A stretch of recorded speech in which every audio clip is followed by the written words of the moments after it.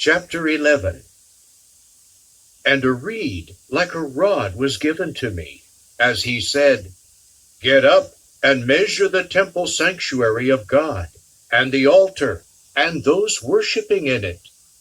But as for the courtyard that is outside the temple sanctuary, leave it out, and do not measure it, because it has been given to the nations, and they will trample the holy city underfoot for 42 months.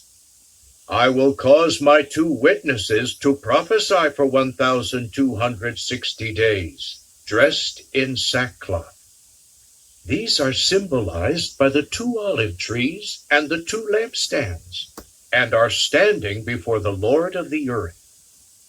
If anyone wants to harm them, fire comes out of their mouths and consumes their enemies. If anyone should want to harm them, this is how he must be killed. These have the authority to shut up the sky, so that no rain may fall during the days of their prophesying.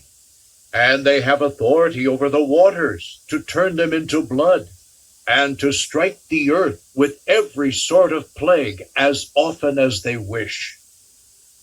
When they have finished their witnessing, the wild beast that ascends out of the abyss will wage war with them, and conquer them, and kill them.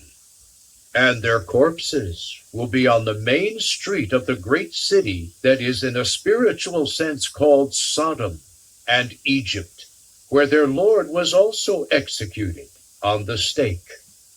And those of the peoples and tribes and tongues and nations will look at their corpses for 3.5 days, and they do not allow their corpses to be laid in a tomb. And those dwelling on the earth rejoice over them and celebrate, and they will send gifts to one another, because these 2 prophets tormented those dwelling on the earth.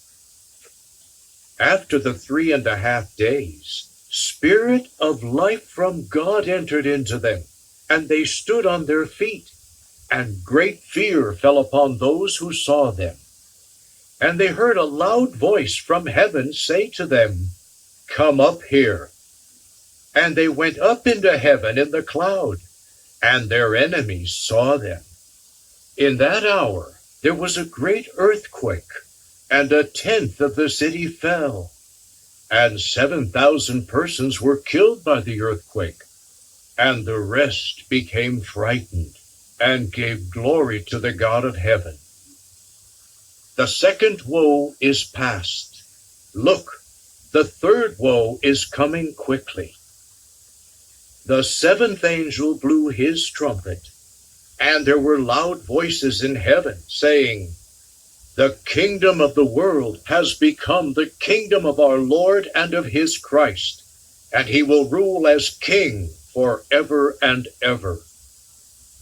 And the 24 elders who were seated before God on their thrones fell upon their faces and worshipped God, saying, "We thank you, Jehovah God, the Almighty, the one who is and who was, because you have taken your great power and begun ruling as king. But the nations became wrathful, and your own wrath came, and the appointed time came for the dead to be judged, and to reward your slaves the prophets, and the holy ones, and those fearing your name, the small and the great, and to bring to ruin those ruining the earth." And the temple sanctuary of God in heaven was opened, and the ark of his covenant was seen in his temple sanctuary. And there were flashes of lightning, and voices, and thunders, and an earthquake, and a great hail.